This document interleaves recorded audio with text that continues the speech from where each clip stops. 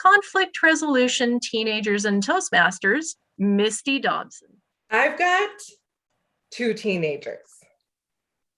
I was a strict single mother for most of their lives. I didn't have time to make school lunches, put up with tantrums, or even do their laundry.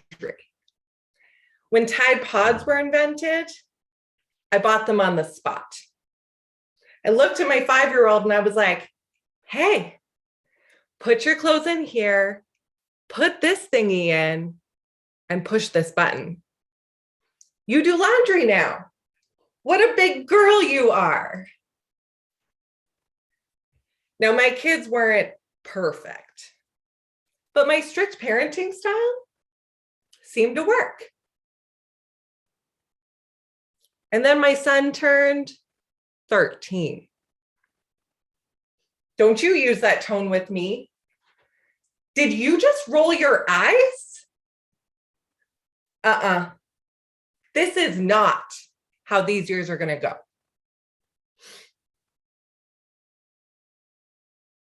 Two years later, that's how those years went.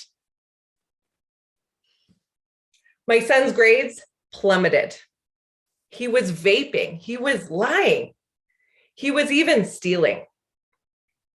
All he did was play video games, hide in his room, and argue. So I took his video games, and I took his phone away, and I grounded him, and I did all of the things.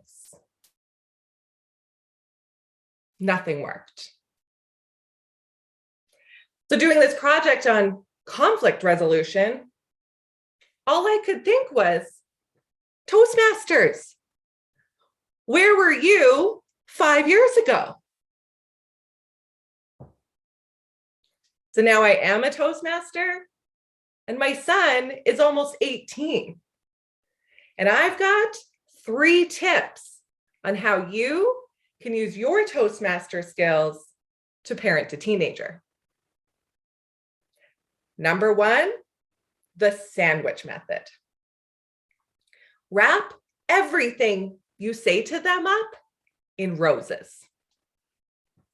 The teenage years are hard for them, and they're super hostile. So instead of, good morning, try, hi, honey, I hope your sleep was really great.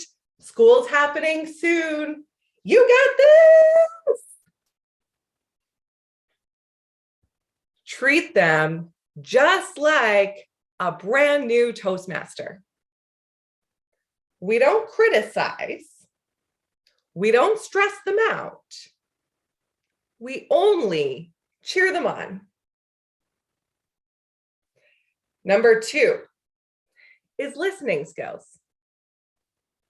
Now, do you remember your parents or maybe your grandparents talking about that 8-mile walk they had to school? Anybody care? Well, your teenager doesn't care about anything that happened before Snapchat either. Because all they're thinking is, well, you don't know what it's like to be me. And we don't. Just like maybe we didn't know about the communication styles that Steve was just talking about.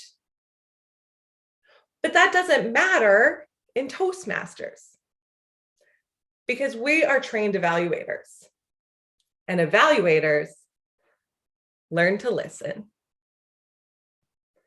So instead of lectures when they act out, try listening. And instead of advice when they struggle, try empathizing. And when you combine listening with empathizing, you build the connection. My third and final tip is leadership. Now, at some point, your teenager's friends will overtake control.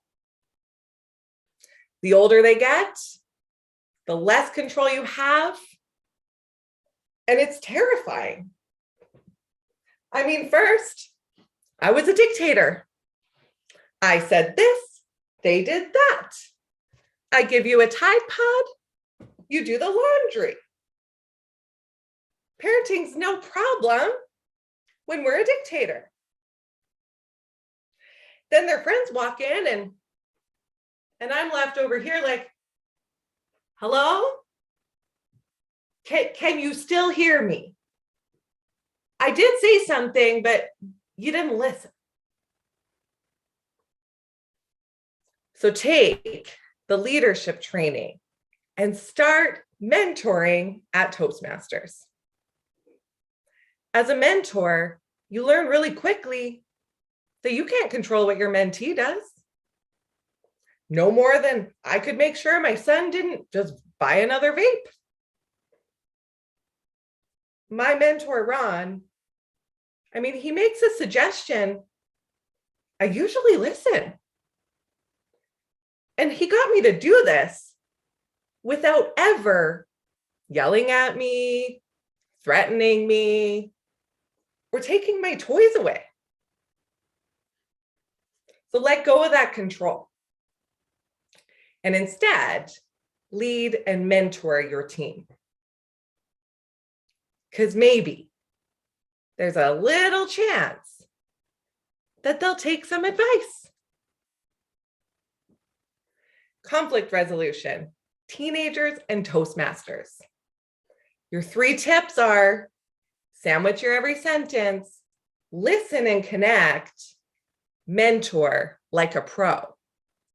Do those 3 things, and you might just make it through the teen years alive. Madam Toastmaster.